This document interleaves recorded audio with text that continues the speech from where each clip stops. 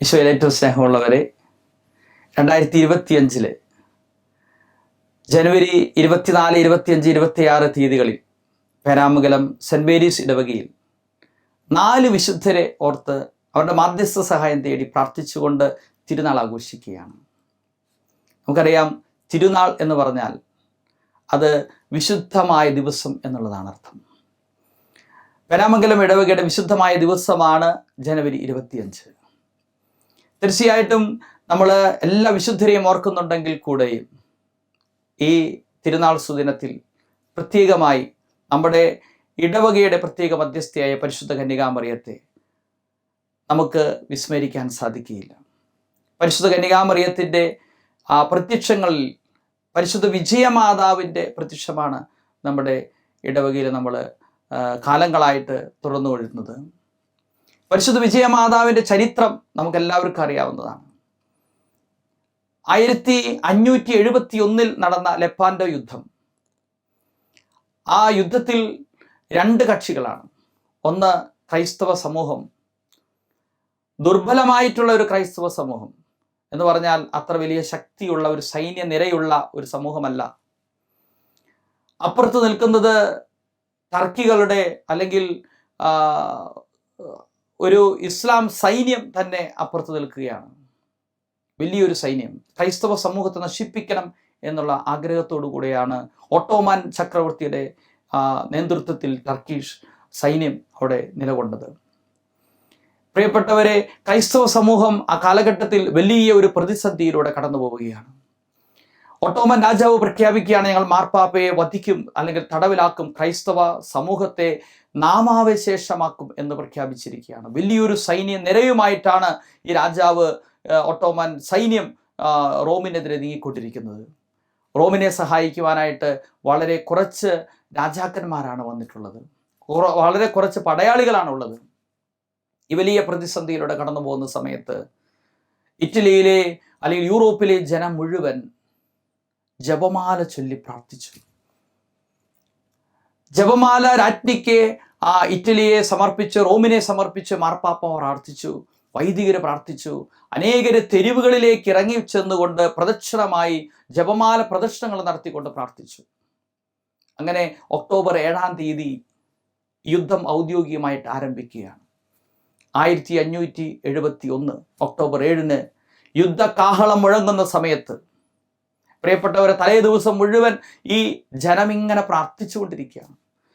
ജനം മുട്ടുകുത്തി കൈവിരിച്ചു പിടിച്ച് പ്രാർത്ഥിച്ചുകൊണ്ടിരിക്കുകയാണ്. നമ്മുടെ നാടിനെ രക്ഷിക്കണം, സഭയെ രക്ഷിക്കണം, ക്രൈസ്തവ സമൂഹത്തെ രക്ഷിക്കണം എന്ന് പറഞ്ഞുകൊണ്ട് പരിശുദ്ധ അമ്മയുടെ മാധ്യസ്ഥം നേടി പ്രാർത്ഥിച്ചുകൊണ്ടിരിക്കുകയാണ്. പ്രിയപ്പെട്ടവരെ, 1571 ഒക്ടോബർ 7-ാം തീയതി ഈ യുദ്ധം ആരംഭിക്കുന്ന സമയത്ത് യുദ്ധത്തിൻ്റെ കാഹളം മുഴങ്ങുമ്പോൾ ശക്തമായിട്ടൊരു പ്രകാശം അവിടേക്ക് കടന്നു വന്ന് ഓട്ടോമൻ സൈന്യനിരയെ മുഴുവൻ അന്ധരാക്കി മാറ്റി എന്നുള്ളതാണ്. ആ തക്കത്തിന് ക്രൈസ്തവ സമൂഹം മുഴുവൻ ഉണർന്നെഴുന്നേറ്റ്, ക്രൈസ്തവ പടയാളികൾ എഴുന്നേറ്റ് അവരെ തുരത്തി ഓടിപ്പിച്ചു. ആ യുദ്ധം മണിക്കൂറുകളോളം മാത്രം നീണ്ടുനിന്ന ഒരു യുദ്ധമായിരുന്നു. ആ യുദ്ധം അത്ഭുതകരമായ ദൈവിക ഇടപെടലിൻ്റെ ഒരു യുദ്ധമായിരുന്നു. പ്രിയപ്പെട്ടവരെ, ഇന്നുവരെയും ക്രൈസ്തവ സമൂഹം വിശ്വസിക്കുന്നത് ആ അത്ഭുതമായ പ്രകാശം അത് പരിശുദ്ധ അമ്മയുടെ, പരിശുദ്ധ വിജയമാതാവിൻ്റെ മാധ്യസ്ഥം വഴി ഉണ്ടായതാണ്. അന്നു മുതൽ മാർപ്പാപ്പ പ്രഖ്യാപിക്കുകയാണ്, ഒക്ടോബർ 7 ഇനി പരിശുദ്ധ വിജയമാതാവിൻ്റെ തിരുനാളായിരിക്കും. പിന്നീട് ലിയോ മാർപ്പാപ്പ അത് ജപമാല രാജ്ഞിയുടെ തിരുനാളാക്കി മാറ്റി. പ്രിയപ്പെട്ടവർ, ജപമാല ചൊല്ലി പ്രാർത്ഥിക്കുന്നവർക്ക് അനേകം അനുഗ്രഹങ്ങളാണ് ഇന്നും ഉണ്ടായിക്കൊണ്ടിരിക്കുന്നത്. ക്രൈസ്തവ സമൂഹത്തിൻ്റെ ഒരു ആയുധം എന്ന് ചോദിച്ചാൽ, തിന്മയ്ക്കെതിരായുള്ള ആയുധം ഏതാണെന്ന് ചോദിച്ചാൽ ധൈര്യമായിട്ട് നമുക്ക് എടുത്ത് കാണിക്കാൻ പറ്റുന്നത് ജപമാലയാണ്.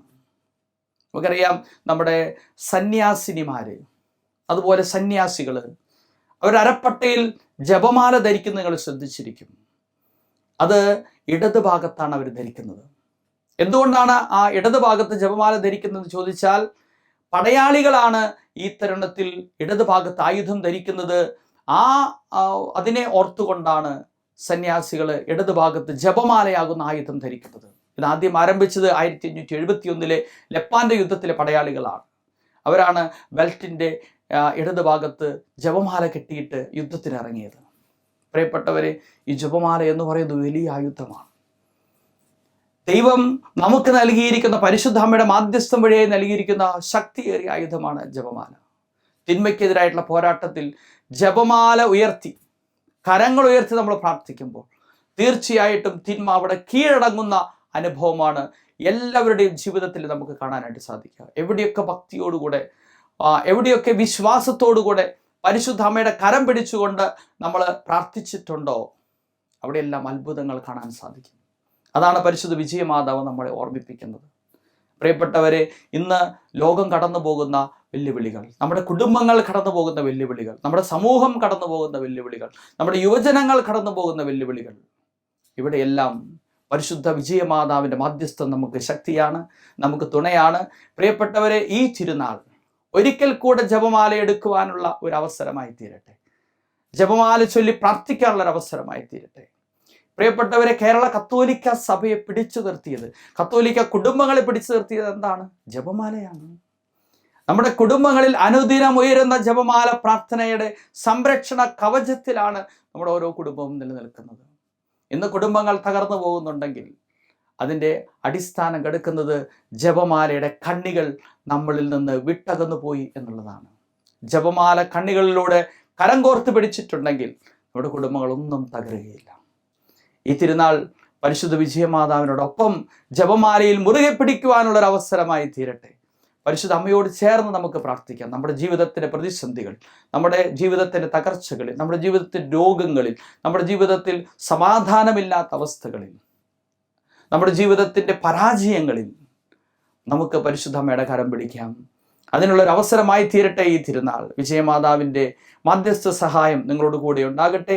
ഏവർക്കും, എല്ലാവരുടെയും കുടുംബത്തിലും പരിശുദ്ധ വിജയമാതാവിൻ്റെ മാധ്യസ്ഥ വഴി ദൈവം അനുഗ്രഹങ്ങൾ വർഷിക്കട്ടെ എന്ന് പ്രാർത്ഥിച്ചുകൊണ്ട് ഒരിക്കൽ കൂടെ തിരുനാളിൻ്റെ എല്ലാ ആശംസകളും പ്രാർത്ഥനകളും ഏറ്റവും സ്നേഹപൂർവ്വം നേരുന്നു. നന്ദി.